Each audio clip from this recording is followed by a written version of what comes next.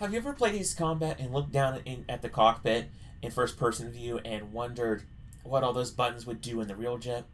Have you ever played Project Wingman and looked around and wondered how the actual aircraft would fly and fight in real life?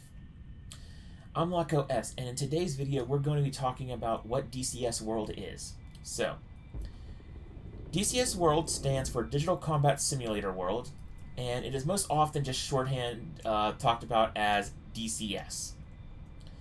It primarily focuses on combat flight simulation, but there is actually a basic ground and naval combat simulation with combined arms capabilities inbuilt into the game. So it's not just purely air combat involved. You do actually have the ability to set up in missions ground combat. The primary focus of DCS World is on jet combat, as compared to, say, IL-2, where it's mostly World War II propeller combat. The majority of the aircraft in DCS World come from the late Cold War to the modern era. So think anything from like the 80s up to the modern present day. However, an increasing amount of aircraft are being made that cover the earlier portions of the timeline. So right now there's more than I would probably say more than 5 aircraft that are currently being developed that slot in nicely to the Vietnam era and even the Korean War era. Whereas as time progresses, we're getting more and more aircraft from earlier and earlier in the timeline for NATO. Russia and the Warsaw Pact aircraft, a little bit harder to get information on those for a flight sim to the level that DCS World simulates it to, because DCS World is a very in-depth simulation, and in order for a aircraft to be developed, it needs a lot of information, but mercifully we are getting a decent number of mid to early Cold War era aircraft that are full fidelity. Plus there are some aircraft that it's a different type of aircraft I'll cover a bit later, but there are other aircraft that are a bit more modern, that are a bit more systems simplified, so to speak. But in addition to all the combat aircraft, there are some civilian aircraft that are included, as well as trainer aircraft that various air forces use to fly around to train their pilots before they get into a combat aircraft rather.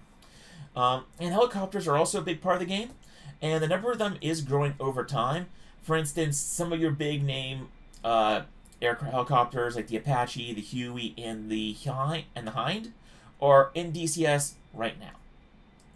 And while DCS doesn't have a world map like Microsoft Flight Simulator, the areas that are included are very well detailed, and a majority of the buildings are destructible. So unlike Microsoft Flight Simulator, you do have the option to have destructible buildings. Now, if it's a famous monument or a famous building, it might not be able to be destroyed, but a lot of your generic buildings can be. And there's actually quite a few missions that use that to their benefit, where you're targeting a bridge and you need to take it out, and there's all sorts of missions. We'll get into those. That could be another topic for a whole other video of the mission types, but that is something that can be done in DCS, in addition to placing your own buildings on the map and so on and so forth. So what is in DCS World? The good news is that in your DCS download, it is free, and you actually do get a couple of free things. The free edition of DCS has 2 maps. It has the Caucasus map, and the Caucasus map is set in between Georgia and Russia, and that's the country of Georgia, not the state of Georgia. It has plenty of air bases that are suited to Russian aircraft and their navigational needs, mainly the MiG-21's navigational needs, because that is in-game. It's the only modern map with 4 seasons, so spring, summer, winter, fall, all in there.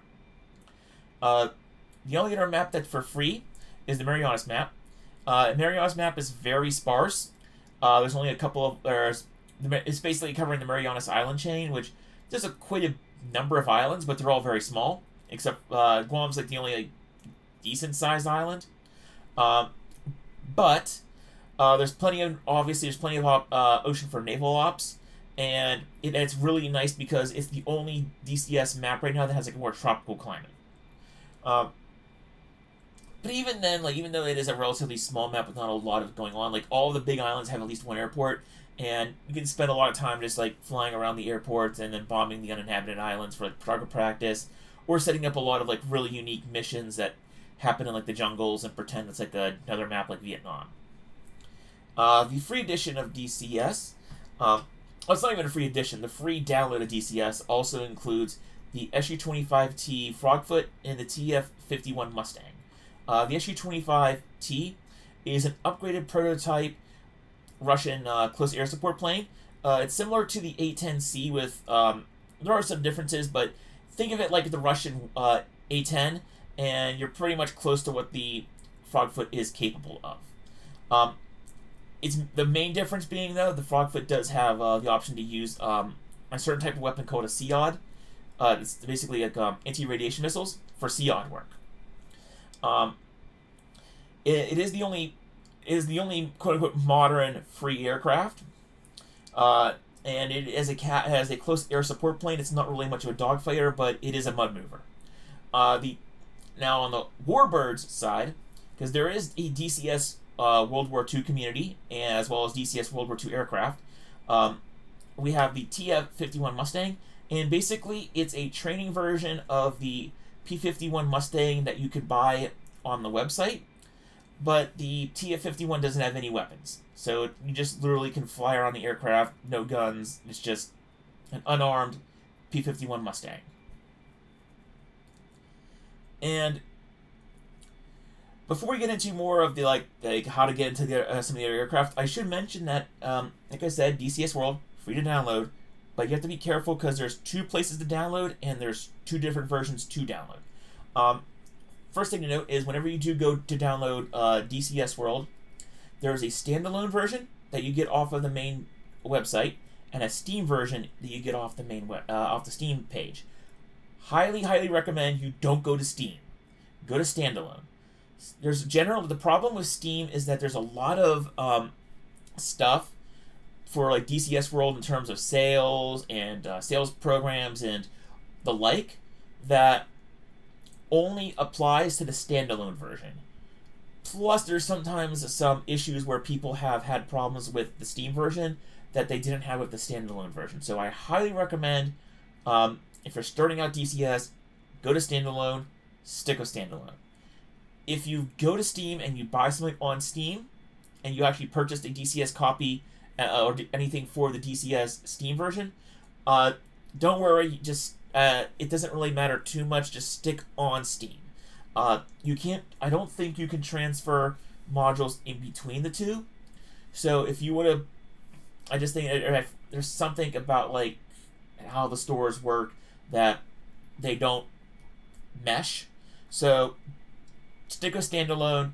But if you do buy something on Steam or have something on Steam, just you can stick with Steam. It's not the end of the world. Just keep in mind. There are some things like pre-orders and the like that only apply to standalone, which is why I recommend it so much. The other thing to note is there is a stable version of DCS and an open beta version of DCS. Now, to quote another game that I play a lot, Star Citizen, this is kind of the flip side of Star Citizen. Open beta, is actually the one that has the most amount of players and the most amount of focus. Stable is because while stable is indeed more stable, it's really only useful for single player DCS play, and not only that, the frequency of updates on stable is extremely low. You're lucky on stable to maybe get like 3-4 updates a year. There have been times where stable hasn't updated in like half a year. So I would stick away from stable and I would just focus on open beta. Also because open beta is where you're going to get your updates for all your aircraft in a relatively timely fashion. And if you buy a new aircraft and you're waiting for new features beyond its early access, you're going to find them in open beta way faster than you would on stable. And in general, a general open beta it's never, open beta in general is never horrendously broken. Usually DCS is actually in a pretty good spot overall. Sometimes there'll be issues with multiplayer systems. Sometimes there'll be issues with maybe a single aircraft or weapon system, but rarely is it that open beta is completely borked and just unable to run or unable to do anything. So open beta is perfectly suitable. It's what the vast majority of DCS players use, so I would just stick with open beta. And while yes, you could install both open beta and stable, DCS is a huge install, so I wouldn't do both versions unless you have some crazy amount of space. Also, speaking of the install, highly recommend you install DCS onto a SSD. It helps with the load times, and when you're flying long-range missions in DCS World, where you're flying for hours and hours and like hundreds of miles, it helps with the game to load in the terrain as you fly on. So when it comes to the aircraft in DCS, there is when it comes to the store, because the majority of the aircraft in DCS, the vast majority of the aircraft in DCS World rather, are you're going to have to purchase in the store with real money. The good news is that for all aircraft, or for the vast majority of aircraft that have been on the store for a while in DCS, there is a 2-week free trial for those aircraft. So you definitely want to take advantage of that. Take advantage of the store page's free trials. You get like 2 weeks, try out an aircraft, have fun with it, and then if you want to buy it, you can buy it. Plus, they think there's possible. I don't know if it's going to be going on by the time you're watching this video, but there might be an option to get it for a discount after you give the aircraft a free trial. So, plenty of free trials, plenty of sales. That's another feature of DCS. So you can definitely you shouldn't have any regrets. You can always try out the aircraft, and if you like it, you can buy it at a discount. Also of note is that there are actually plenty of free aircraft mods out there. This video that I have you play in the background is actually a free mod. And I should mention that everything in this video that you have watched so far is for free. All the units in game, free.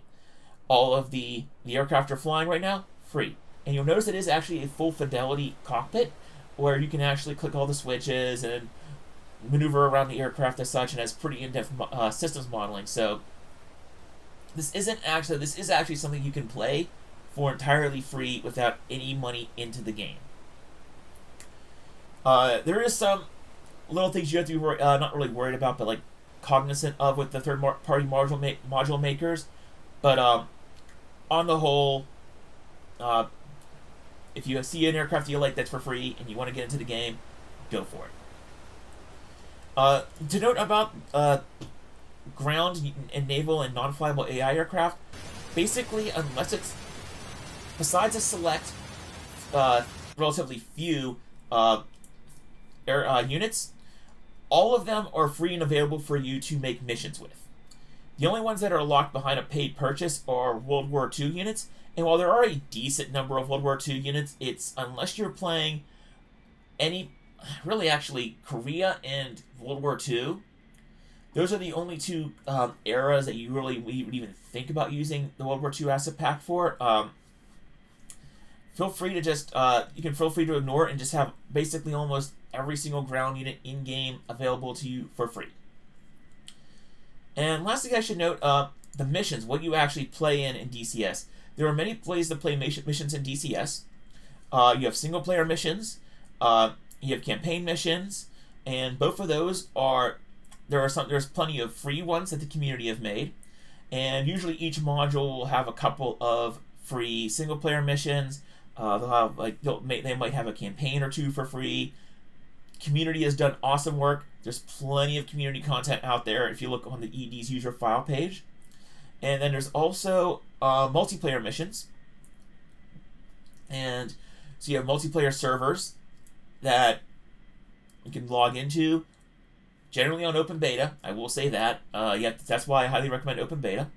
But it's playing in multiplayer servers you can hop into, play with friends, play with people, random people online, which is always usually fun. And the best part about missions, there's a mission editor. I honestly could probably attest to the fact that I spend as much time, if not slightly more time, in the mission editor making missions than I do flying, because you can set up a whole bunch of really interesting missions in the mission editor and then fly them yourself. And that's where basically DCS has a wide range of content for free. And that's where you get like just hours upon hours of spending maybe you only buy 1 or 2 aircraft, but using the mission editor, downloading single player missions that other people have made, playing through campaigns, which are usually only like $10 to $15, going on multiplayer servers. There is a ton of content that you can get for DCS World, where yes, a module might cost you money, especially if you don't wait for a sale, but there's a ton of content out there for your aircraft and for your missions. So that's it for DCS World. That's all the general points I wanted to get out there, just so that you are informed in whether or not you want to try DCS for free. So highly recommend, don't spend the money on DCS World until you've done the download it for free. Highly recommend, again, standalone from the website, open beta, download, and then play around for free.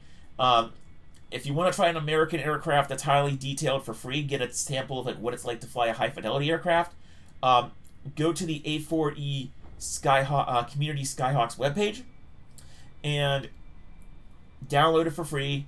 Have fun with it. Get a sense of like what the high fidelity modules are like, and then just enjoy until you feel like, okay, like I want to actually put money into this game. There's this one aircraft I've always loved. Time to spend real money, and we'll cover that and what you should ideas and sort of the thought process that you should go through in order to determine what you want to spend your real life money on and when to spend your real life money on an aircraft in DCS World. So until next time, this is Loco S signing out.